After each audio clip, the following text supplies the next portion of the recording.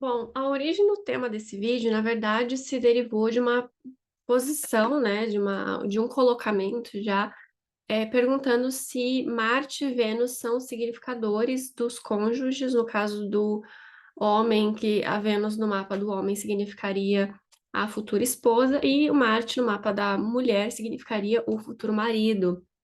Então, para a gente ver, na verdade, o cônjuge, né? No mapa é um pouquinho mais do que isso, mas eu vou trazer uma explicação um pouco melhor sobre qual o planeta que mais representa isso, ok? Bom, meu nome é Amanda Pichontecoski, eu sou aqui do canal Orientação do Alto, onde eu ensino e oriento sobre astrologia, simbolismo, cartomancia, visão sistêmica and so on, né? Bom, é, eu tenho pegado bastante sugestões de perguntas e temas da plataforma vizinha. Então, se você não está me seguindo por lá, fica o convite, porque na parte das historinhas ali, sabe? A gente tem uma comunicação bem interessante. Eu também tenho um canal no Telegram, tá? Então tá aqui na descrição do vídeo. E para consultas também, né? Meu contato tá aqui na descrição. Enfim, a gente precisa primeiro lembrar quem é Marte e quem que é Vênus. Ah, Vênus é a deusa do amor e da beleza, e Marte é o deus da guerra. E qual que é o mito que eles se encontram? O mito em que eles se encontram é quando Vênus, ela estava casada com Hefesto, deus da forja, e ela estava um pouco satisfeita, porque o marido ficava trabalhando o dia inteiro, não dava atenção para ela, e o Marte, né, um deus, ele descia do Olimpo, né, e ele peregrinava ali muito pela terra, não tinha muita guerra, não estava nada demais acontecendo, e ele toda tarde ia lá se deitar com Afrodite. Até que um dia Apolo, assim, meio que, como vocês não estão vendo isso aqui? Como que ninguém está falando nada sobre isso? Que era uma coisa que ficava meio subentendida, né? E aí Apolo vai lá, levanta os dois amantes e expõe para a cidade inteira para verem o que estava acontecendo.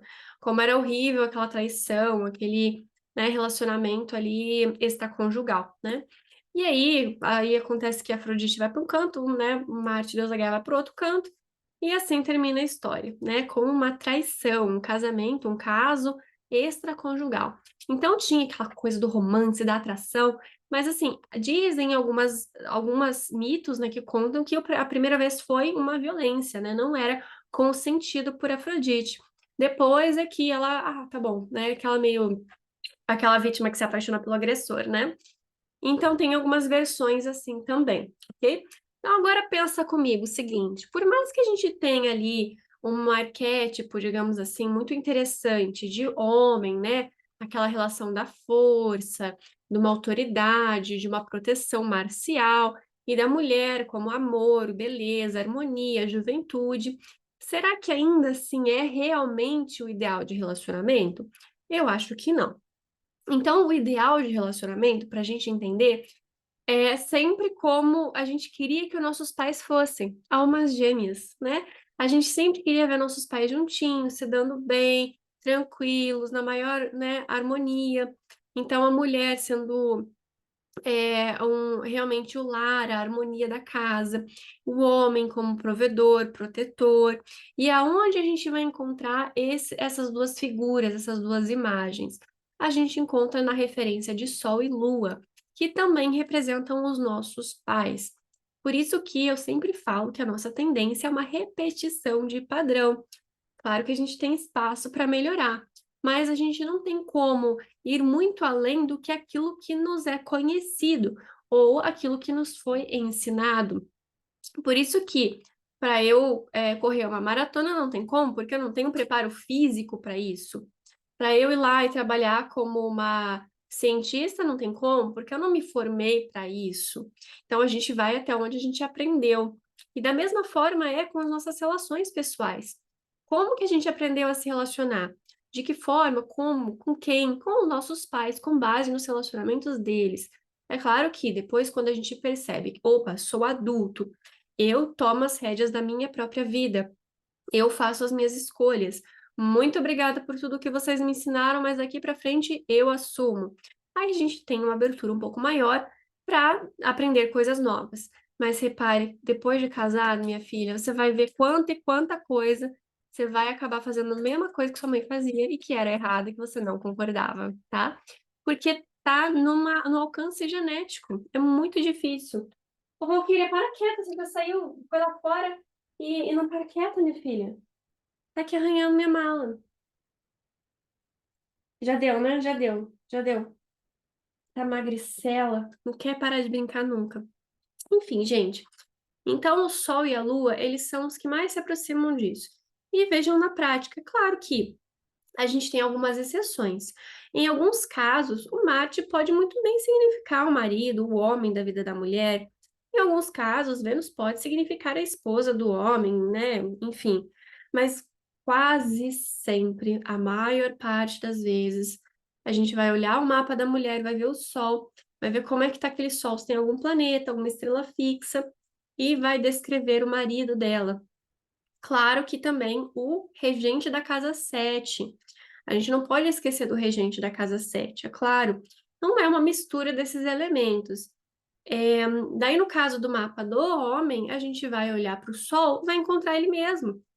É o pai e ele mesmo. Claro que a gente vai também ver outros detalhes no mapa, como, por exemplo, o regente da casa 4 ou o regente da casa 10 o regente do ascendente, vai olhando outros pontos, outros significadores ali para, né, dar uma misturada nos símbolos. Não é exatamente aquilo. Então, não é exatamente somente o sol no meu mapa que vai descrever meu marido.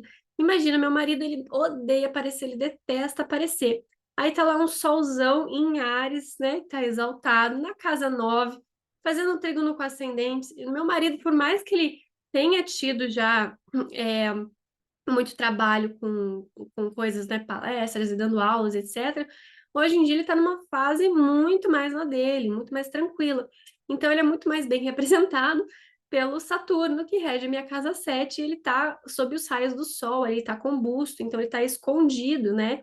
Está, de certa forma, até enfraquecido. Então, ele, nesse momento da vida dele, ele está mais bem representado pelo Saturno que propriamente pelo Sol. Mas tem uma estrela fixa no Sol que fala sobre histórias de vida dele, né? Que agora não vê o caso, mas da minha também. Então a gente sempre vai encontrar alguns outros referenciais, né? Sempre na mistura desses elementos, nunca somente em um, somente em outro. Já meu Marte não tem nada a ver com o marido, entendeu? Não diria ali um. Mas tão atentadas essas gatas hoje, hein? Ô, Valentina, para quieta, doida. Então a gente vai ter sempre essa combinação de elementos, e nunca um só. Mas assim, se a gente for ter que olhar realmente se é Marte e Vênus ou Sol e Lua, a gente quer um relacionamento Sol e Lua. Porque por mais que seja meio esquisito ali, né, que eles eram irmãos, mas eles têm esse contexto de almas gêmeas, de forças complementares que trabalham sempre juntos. Você vê o dia e a noite, as marés, as estações, todo o ritmo da vida é baseado no Sol e na Lua, que são os luminares, os doadores da vida. E o que que é o casal, se não a base da constituição familiar, que vai também dar toda esse tônus, essa formação, esse tom, essa medida, essa regularização dos filhos, da família, né? Então é basicamente isso, ok, gente? Então, prefiro um relacionamento mais Sol e Lua do que Marte e Vênus, tá?